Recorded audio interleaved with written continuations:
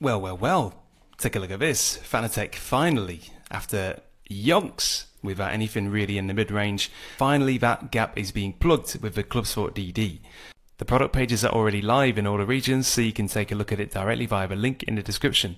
With 12 Newton meters of force feedback available, that is pretty much the sweet spot whereby you don't really have to worry about the weight of steering wheels anymore. You can put anything on them and it will have enough force to handle it. Obviously you can completely smash it with a DD1 and have zero doubt, but the CSL DD at 8 Newton meters, there was definitely a difference in the force feedback you felt if you put, let's say, a McLaren wheel on it, which weighs next to nothing, or a big podium wheel with all the bells and whistles on it that weighed a lot more.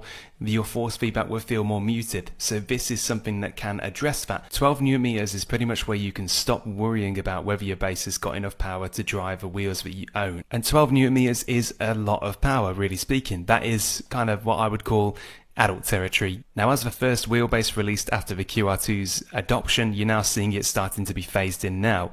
This comes pre-installed with the QR2 by the looks of it. If you're thinking about it, the ClubSport DD will make you not think about it anymore. You'll just need it. So there are obviously a couple of things that Fanatec are boasting that they believe the competition cannot do.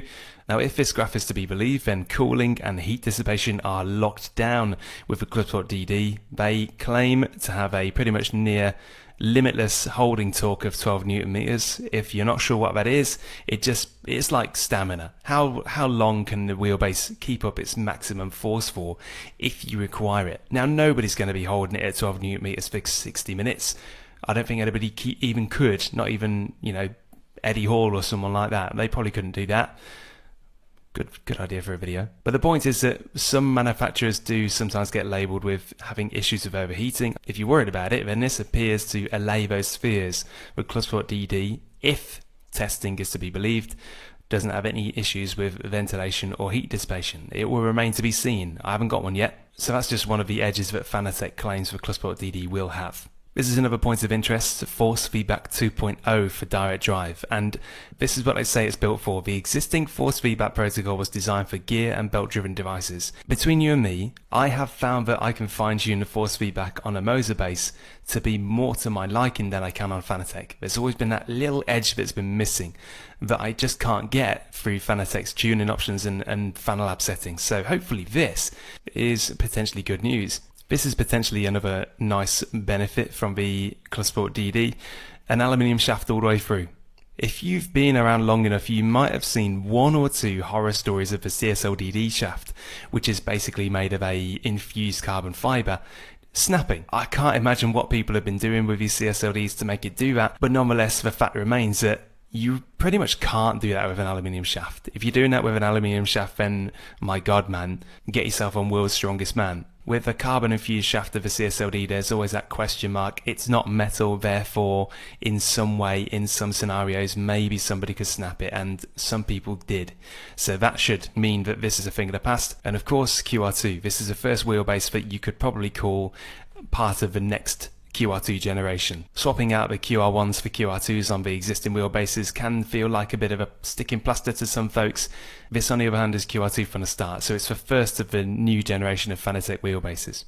Quite importantly, this is only for PC and Xbox at this point in time. This is fairly standard. PC and Xbox are lower hanging fruit than PlayStation because of Sony's licensing, or so I've been told. PC and Xbox first with the ClubSport DD wheelbase, and then probably a PlayStation equivalent will come later down the road, but it's not here yet, and it's not been announced yet as far as I can see. Steering wheels fitted with the QR1 light or QR2 light wheel side will be limited to 8 Newton meters torque. Now this is a bit disappointing. Now let's disregard what they said about the QR1 light because that's not even compatible as far as I'm going to understand it, but the QR2 light looked like it was made of stronger stuff. So for it to be limited to 8 Newton meters torque on the ClubSport DD is a bit of a mild slap in the face to those who might have recently bought the QR2 light, not thinking that they would be limited in such a way with a mid-range wheel. The high-range wheels like the DD1, yeah, I can understand it. The QR2 light might not be rated for that, but an extra 4 Newton meters, surely that's within the tolerances and limits of the QR2 light. But Fanatec says otherwise.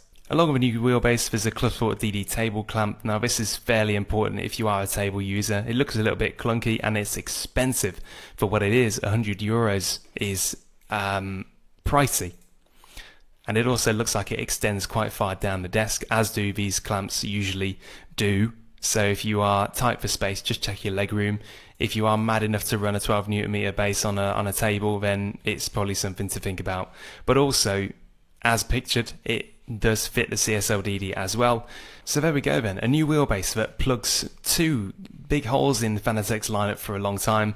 A true middle, at least nowadays, a true middle 12 Newton meter wheelbase that has QRT from the ground up. So there's no longer a quick release kind of weakness for Fanatec anymore, and there's no longer a mid-range weakness for them anymore. All those other manufacturers have taken advantage of these weaknesses and exploited them in the recent years.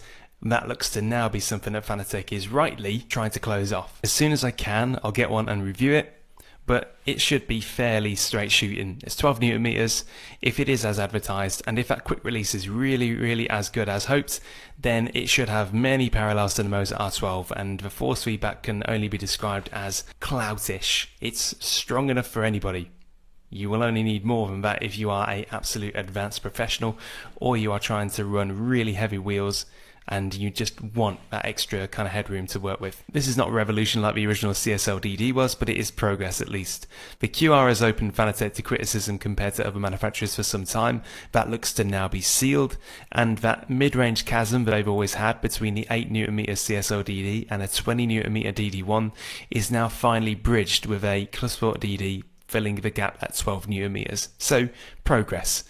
What do you think? Let me know in the comments. Remember to follow the link in the description to see the page for yourself, and cheers again.